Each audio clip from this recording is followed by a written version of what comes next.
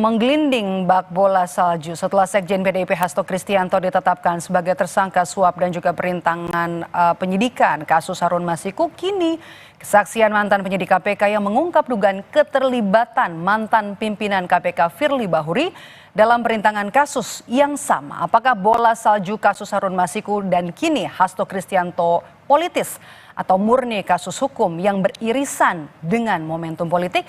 Sudah bergabung bersama kami petang ini ada mantan penyidik KPK Ronald Paul Sinyal, politisi PDIP Guntur Romli, dan juga dosen hukum tata negara dan peneliti Posdem Universitas Andalas Ferry Amsari. Selamat petang Mas Guntur, Bung Ronald dan juga Mas Ferry. Selamat petang Mbak. Pertama tentunya ke Bung Ronald, kesaksian Anda ini jadi penting. Apa sebenarnya kronologisnya, ceritanya bagaimana Bung Ronald? Ya, kali lagi sebelumnya di tahun 2020 awalnya sebelum saya memegang kasus ini tetap penyidikan, memang sebetulnya tragedi di PT ICA itu saya dengar informasi dari para penyelidik sebelumnya bahwa ingin melakukan pengejaran pada Harun Masiku dan salah satu kandidat partai di PT ICA ya, namun itu terhalang. Kemudian pada saat ekspor juga untuk disampaikan sudah ada 3 tersangka, akhirnya ditetapkanlah 3 tersangka tersebut. Namun sebelumnya kita berdebat panjang di ekspos ini mengajukan lebih dari 3 tersangka, tapi finalisasinya akhirnya ditetapkan 4 tersangka ditambah Harun Masiku sendiri. Yang ketiga kan sekarang sudah selesai ya Mbak ya. Pada saat itulah akhirnya saya menangani penyidikan, ditetapkan 4 tersangka yaitu Harun Masiku, Wahyu Setiawan, Agus Yadipia, dan terakhir adalah si Saiful Bahri itu sendiri. Siapa yang memerintahkan kali itu untuk perintangan? Kemudian pada saat itu penyidik mau kemana saja untuk bisa mendalami kasus ini? Udah seperti biasa Mbak, setiap kali ada perkara apapun kita selalu melakukan penggeledahan ya, baik setelah ditetapkan suatu perkara penyidikan atau sprindik terbaru. Jadi semua yang berhubungan dengan perkara pasti kita melakukan penggeledahan. Namun di beberapa tempat yang digeledah itu ada satu tempat yang itu dari awal memang atasan saya selalu menyampaikan jangan dulu tunggu reda dan semacamnya. Jadi pada saat itu jangankan sampai ke bawah Pak, jadi pada saat sebelum nyampe ke pimpinan pun selalu dicegah atau tidak diberikan izin untuk melakukan penggeledahan di yang tadi Mbak sampaikan di DPP. Siapa atasan yang dimaksud? Ada atasannya lagi atau di mana juga lokasi yang dilarang untuk digeledah? Di semua tempat yang kami ajukan, waktu itu awal kita mengajukan sekitar 5 atau 6 tempat, tapi hanya satu tempat yang waktu itu dilarang, yaitu di kantor DPP. Cuman kalau di PDIP? Ya, kantor DPP PDIP. Namun untuk di tempat lain seperti di kantor KPU, di rumah dinasnya Wahyu Setiawan, dan juga di rumahnya Ciku apartemennya, semuanya di ACC hanya satu tempat. Dan itu yang pada situ saya selalu menyampaikan kepada kasatgas saya, namun kata kasatgas arahan dari pimpinan pada saat itu jangan dulu. Ya, itu mungkin kondisi yang sedang memanas pada saat itu. Arahan dari pimpinan ya, dari Firly maksudnya? Ya, yang kami ketahui sih pimpinan kami adalah saat itu ada 5 ya, tapi kan kita tahulah yang selalu memberikan keputusan akhir adalah ketua yaitu Pak Firly Bahuri sendiri. Respons Anda, Mas Guntur? Ya, saya mau tadi nanya juga, Mas Ronald, kasatgasnya waktu itu siapa Mas? Ya. Silakan Mas Ronald, kasatgasnya siapa kala itu?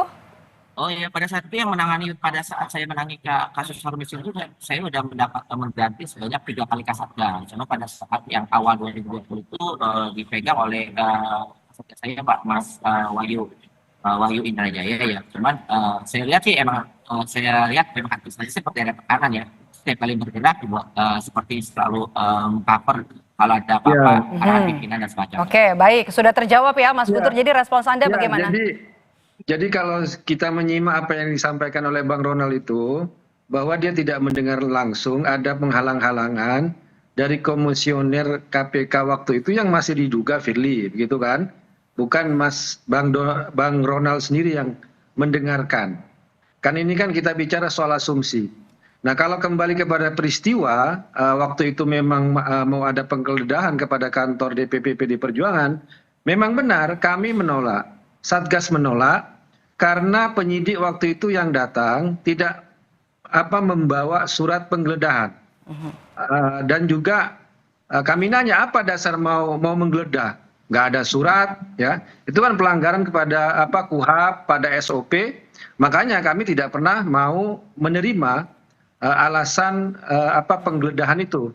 Dan juga kami juga tidak merasa bahwa ketika tidak terjadi penggeledahan kepada kantor DPP, kami merasa dibantu oleh Firly Bahuri. Kami tidak merasa itu. Kenapa ya? Mereka ditolak karena nggak bawa surat penggeledahan. Itu aja. Kemudian kami juga membaca bahwa kasus ini memang mau dipakai untuk menjerat partai, untuk menyasar partai. Kenapa? Karena kasus suap pribadi Harun Masiku dengan Wahyu Setiawan itu adalah kasus pidana. Tetapi kalau persoalan bahwa Harun Masiku dapat PAW, kemudian caleg PDIP, itu benar, tapi itu tidak berhubungan. Kalau orang menyuap orang lain, kan partainya tidak terlibat, ya. Tapi orang itulah yang melakukan tindakan pidana itu yang harus bertanggung jawab. Makanya kami memandang pada waktu itu, ya kami menolak upaya penggeledahan karena memang tidak ada surat penggeledahan. Dan itu ada upaya untuk mengacak-acak partai, ya kan, masuk sembarangan ke kantor partai dengan alasan yang tidak jelas.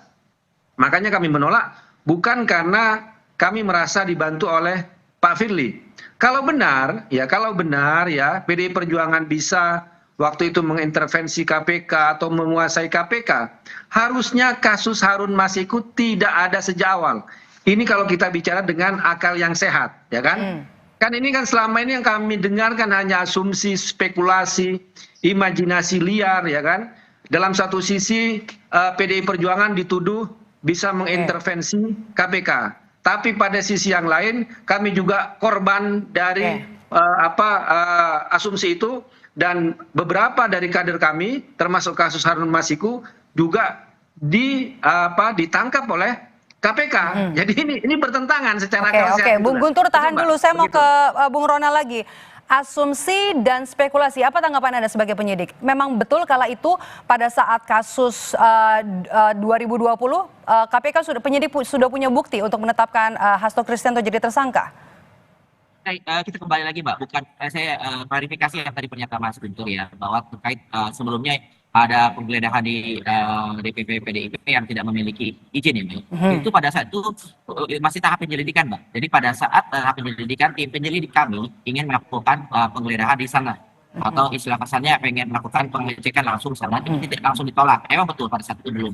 Nah, masuk ke tahap penyidikan, kami akan mengajukan kepada atasan kami langsung bahwa ini kata DPP secara resmi kami ingin ajukan penggeledahan. Kan pada saat itu juga peralihan undang-undang KPK ya, dari undang-undang nomor 2020 kemudian ke undang-undang nomor 19 bahwa harus ada izin dewas. Jadi, kan saya udah ajukan ke atasan saya bahwa ini ada list-list yang mau kami geledah, kemudian ada salah satunya kantor DPP, cuma untuk DPP itu dicoret, Pak.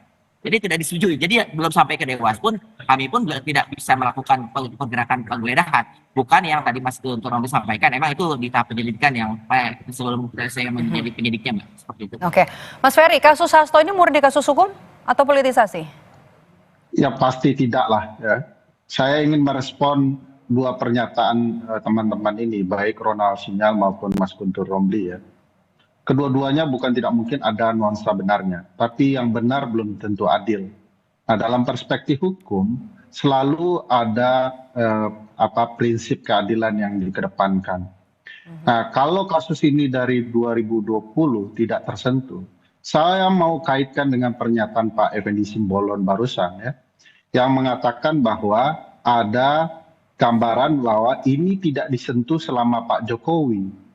Dia secara terbuka mengatakan Pak Jokowi melakukan obstruction of justice, ya, tindakan menghalang-halangi hukum yang berdasarkan pasal 21 Undang-Undang Tipikor tidak boleh dilakukan oleh siapapun.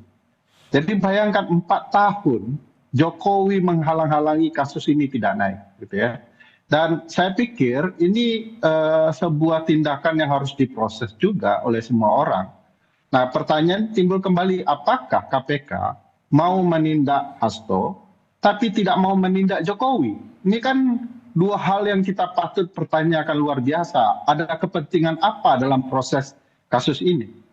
Karena Ronald paham betul itu. Kasus-kasus PAW itu tidak hanya terjadi di PDIP, itu hampir di seluruh partai.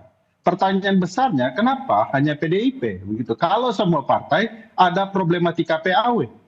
Jadi bagi saya ini agak mirip dengan gambaran sedang ada upaya memusnahkan oposisi. Saya, karena basic saya hukum tata negara, sulit menerima ada upaya membantai oposisi di saat publik sedang butuh oposisi. Lepas dari pokok persoalan kasus ini, gambaran seriusnya adalah apakah ini diungkap kembali hanya untuk sekedar mengejar orang-orang oposisi. Dan bagi saya demokrasi wajib diselamatkan lebih adil ya. Kalau kemudian siapapun kemudian dizalimi, tidak boleh apapun namanya begitu ya. Nah, bagi saya ada gambaran nih, kedua pihak punya poin ya. Ronald dengan kasus ini sudah lama, ada upaya yang redesign untuk mencegah kasus ini. Mas Guntur juga dengan logika menarik bahwa kalau dia menguasai KPK, kenapa kasus ini yang naik gitu ya. Nah ini bagi saya bisa dijelaskan dengan pernyataan Pak Effendi Simbolon bahwa ujungnya ayo berhentikan Megawati Soekarno Putri. Jadi tendensiusnya lebih terasa dari upaya penegakan hukumnya, yaitu menyingkirkan kubu oposisi. Dan bagi saya oposisi ini dilenyapkan, kita tidak punya oposisi, kita tidak ada demokrasi. KPK bahkan tidak sekedar menjadi alat, bahkan menjadi kekuatan untuk mempermainkan hukum itu sendiri. Oke, baik. Saya kembali ke Bung Ronald. Apakah menurut pandangan Anda, pimpinan KPK termasuk Pak Firly juga patut diperiksa dalam kasus ini? Perintangan penyidikan? Setuju bahasnya, jangankan diperiksa ini harusnya. Tadi Mbak itu mengundang Bapak Firly juga buat hadir di sini, Mbak, buat mengklarifikasi pernyataan tersebut. Jadi kalau misalnya saya juga sudah menyampaikan di pemeriksaan kemarin, Mbak, bahwa sebaiknya Ketua KPK, mantan Ketua KPK sebelumnya Firly juga diperiksa untuk kasus Markus ini. Jadi tidak dari satu sisi saja, tidak saya dari mantan penyidik atau juga dari rekan-rekan saksi yang lain. Mungkin kita bisa percaya juga keterangan dari Firly baru. Kalau emang benar, silakan hadir ke KPK. Seperti itu saya sangat setuju. Oke, saya minta respons dari Mas Guntur. Iya, kami singkat saja Mas Guntur. Iya, yang ingin kami luruskan itu Mbak, soal narasi seakan-akan PDIP kan bisa mengintervensi KPK melalui Pak Firly. Ini yang perlu benar-benar kami luruskan ya. Kalau masalah tadi penggeledahan surat itu juga ditolak oleh pimpinan, pertanyaannya memang dasar dari penggeledahan itu apa? Apa sudah ada sprindik waktu itu? Apakah sudah ada tersangka? Itu kan persoalan. Kalau nggak ada itu ya gimana mau menggeledah kantor DPP Partai? Tapi menurut saya itu urusan internal KPK lah. Tapi kalau memang lagi-lagi dikaitkan dengan Pak Firly ini sudah 1 tahun tidak menjabat ketua KPK, bahkan menjadi tersangka juga, ya kan? Dan dalam setahun ini juga nggak ada yang namanya Mas Hasto menjadi tersangka kalau memang mau dihubung-hubungkan dengan Pak Firly. Nah, saya ingin menguatkan lagi apa yang disampaikan oleh Bang Ferry tadi ya, Bang Ferry Amsari, bahwa benar ya, salah satu yang kami dengar informasi ketika penetapan tersangka kepada Sekjen PDI Perjuangan, karena di situ ada informasi ya, dianggapnya Sekjen PDI Perjuangan waktu itu ya mengorkestrasi penolakan PPN 12%. Itu juga ada informasi yang masuk ke kami. Jadi ada kekhawatiran itu juga ya, dan itu benar bagi kami juga menguatkan ya. Ini upaya politik untuk membungkam suara-suara kritis lah bagi kami. Baik, itu juga kita sudah dapat poinnya. Kita tunggu nanti apakah memang Sekjen PDIP Hasto Kristianto nanti akan kooperatif sesuai dengan janjinya akan hadir di pemeriksaan di Gedung Komisi Pemberantasan Korupsi. Terima kasih Bapak-bapak sudah bergabung bersama kami di Kompas Petang. Sehat selalu.